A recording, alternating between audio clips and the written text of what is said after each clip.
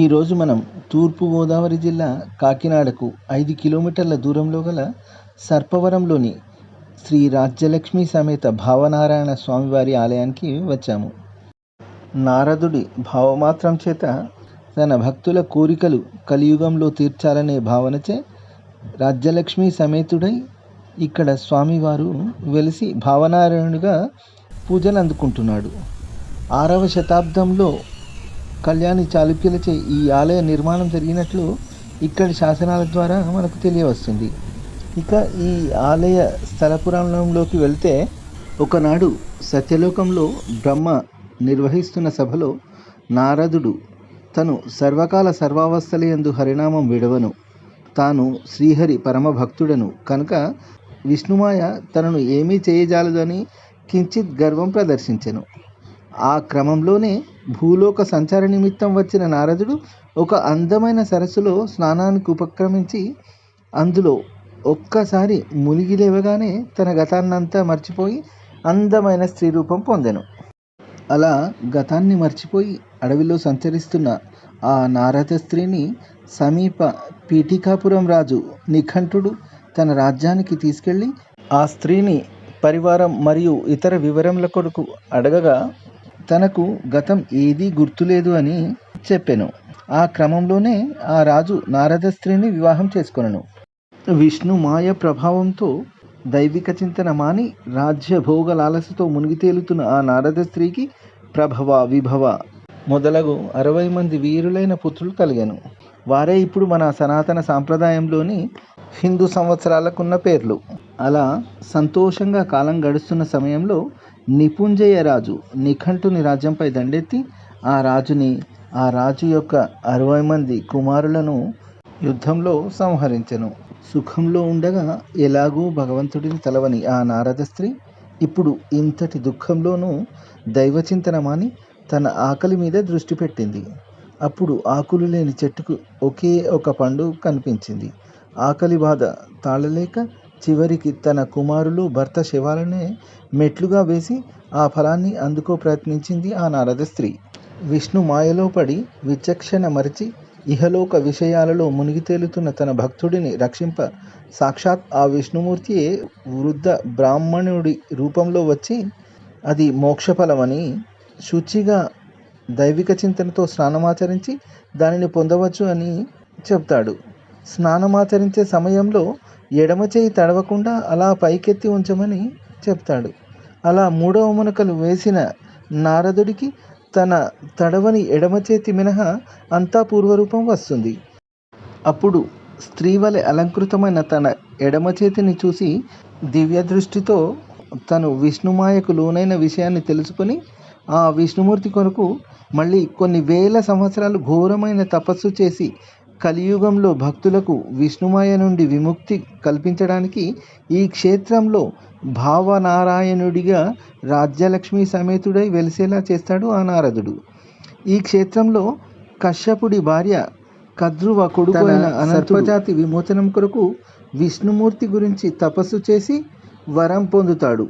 మొదటగా వరం పొందిన క్షేత్రం కనుక ఇది సర్పవరం అయ్యింది.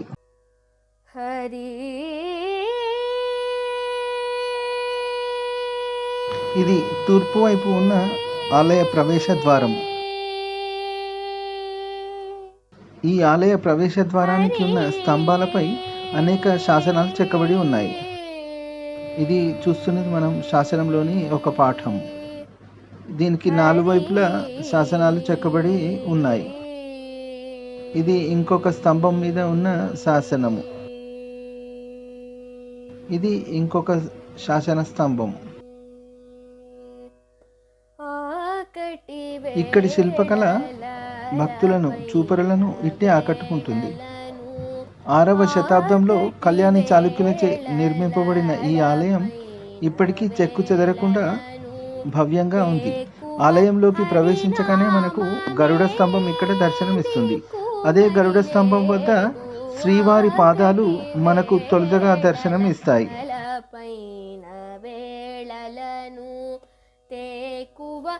ఇది ఆలయ లోపలికి వెళ్ళే ప్రవేశ మార్గం. ఆలయము ఎత్తైన అరుగులతో ప్రాకార మంటపాలతో చాలా అందంగా చెక్కు చెదరకుండా ఉంది.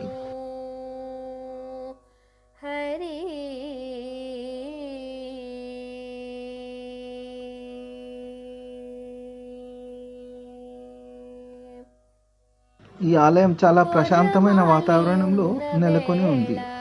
కులము చెడిన వేళ కొరమాలియున్న వేళ కులము చెడిన వేళ చెరవడి ఒరులచే జిక్కిన వేళ కొరమాలియున్న వేళ కులము చెడిన వేళ చెరవడి ఒరులచే జిక్కిన వేళ ఒరపైన హరినా. ఇది భూలోక నారాయణుడి క్షేత్రం. ఇది తొలుత స్వయంభుగా స్వామి వెలిసిన క్షేత్రం. దాని ముందు ఉన్న శిలాశాసనం ఇది. ఇక్కడ ఆలయాలకు చాలా చిన్నగా అయినా అందంగా చెక్కబడిన నరసింహుడి ప్రతిమ ఇది. లక్ష్మీనారాయణుడి ప్రతిమ ఇది.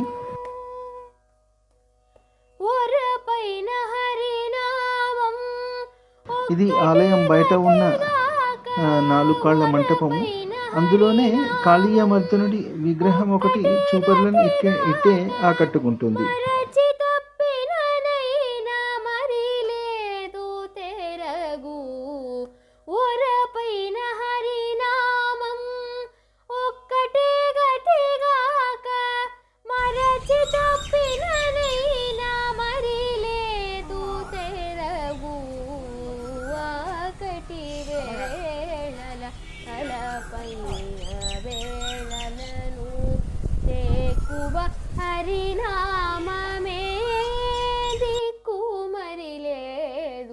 ఇది ఉత్తర ద్వారం వైపునున్న రాజగోపురం.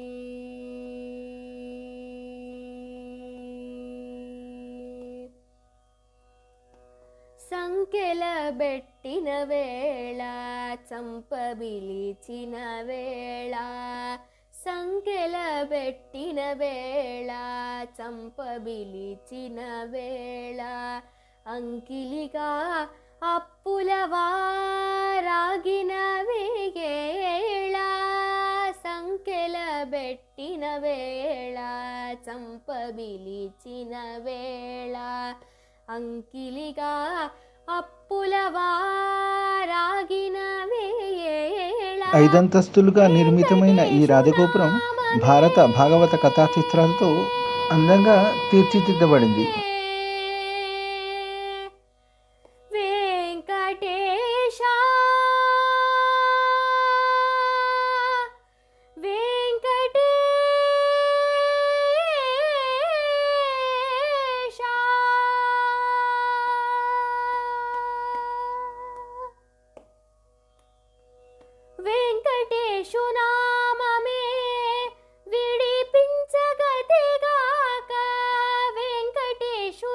ఇది నారదుడు విష్ణుమాయలో పడిపోయిన విష్ణుకుండంగా చెబుతారు.